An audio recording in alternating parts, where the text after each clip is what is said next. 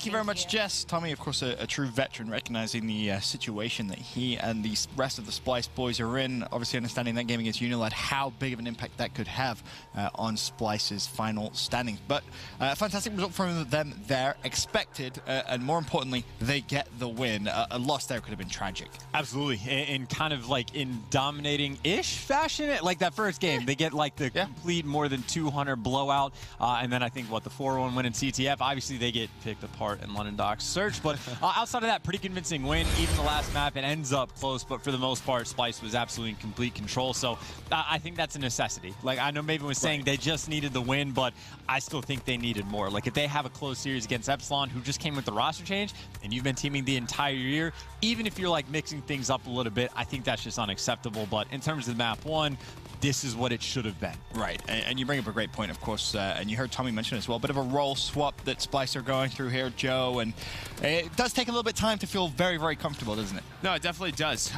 But again, they looked great on map number 1. But yeah, when you're going, you have to switch something. Things aren't working out, but I think a big part of it does come with their search and destroy, right? You heard in that video, Tommy was sort of talking about, you know, we felt we were pretty weak in Atlanta at search and destroy, and game number 2, you'll see that. So Splyce is a team where, again, they were in a final, you know, at the beginning of the year. They have so much experience on this roster, so much talent. Just not what we've expected of them these past couple of months. Yeah, well, great game 1 there from Splyce, but as you mentioned, Joe, the search and destroy game 2. This is where I do want to actually give a ton of credit for Epsilon. Their search and destroy since the addition of Reedy has improved tenfold. Well, London Docks. Well, true, but you see Reedy instantly get a little bit of payback there from Ben shooting some bodies in map 1. But in all seriousness, they have looked very, very good on this game mode and map combination, to your point, Joe. And this was just a whitewash. I mean, Reedy, you saw that literally just picking up 3 pieces with a sniper. Like, if you're playing that well, you're going to have success for your team. I think even there was a 1v2 that Epsilon clutched. So even when they weren't getting first bloods, they were finding a way to convert the rounds, even if not in necessarily a spectacular fashion. Every single round, they got the job done. And as Joe pointed out, they've played London Docks, I think, 4 times now. So this is literally the map this team is going to be most experienced on as a collective unit. But yeah, I think a lot of credit to Vortex, 9-1. I think he was the player that pulled off the 1 versus 2 to make sure they can keep the dream alive of the 6-0. But Reedy with the sniper has been very, very impressive, I'd say. Like, he is just, maybe that's all he's done for the past, like, 2 months. Like, he hasn't been playing on a pro league team. He's been working on his sniper skills, but he's looked fantastic on that map, especially. And Epsilon finally got a very convincing win under their belt. Yeah, definitely going to give them a little bit of confidence moving forward, I'm sure. But then talk about the rest of the series, of course. We go back to London Docks, CTF, and obviously, Joe, Splyce come out and take it. Yeah, but there was a lot of opportunities, I feel like, for Epsilon. I mean, there was a couple of clutch returns that Splyce had. There was a few counter caps. Like, Epsilon were in this one for a majority of the time. Yes, there were some streaks on both ends, but I think just a few plays go differently for Epsilon, and this is a much closer game than what the end score is. I mean, what was the situation Bans had where he's calling in the fighter pilot and someone for Epsilon, I don't even know who it was like, I can run outside. This is not a problem. I'm totally not going to die. So everyone from Splyce is at closest 150, 200 feet away. There is no one in the same, like, dimension, basically, as that flag.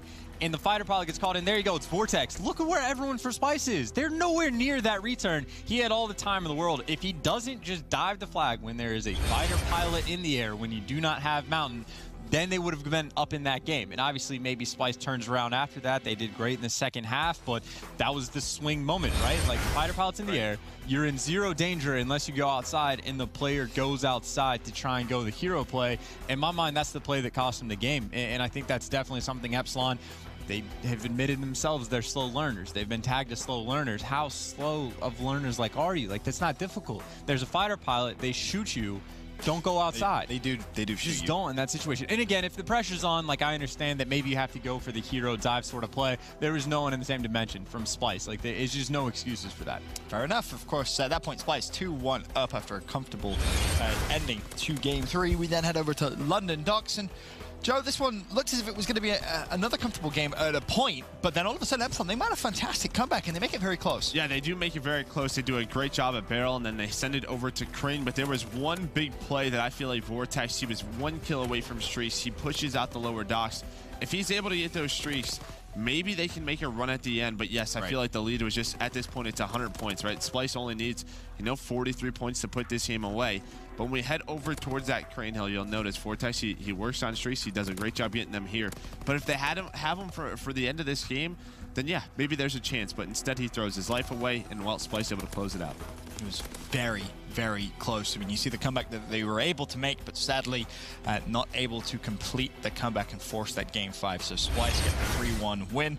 Final score there, 250 to 224. Madcat, another big game from him, 41 kills. He had a fantastic series. Credit to him. But as we mentioned, that was a game for Splyce, which realistically they had to win. They could not drop that game, and they managed to stay strong and also get that win. But we can take a look now at the rest of the games for the day. Up next.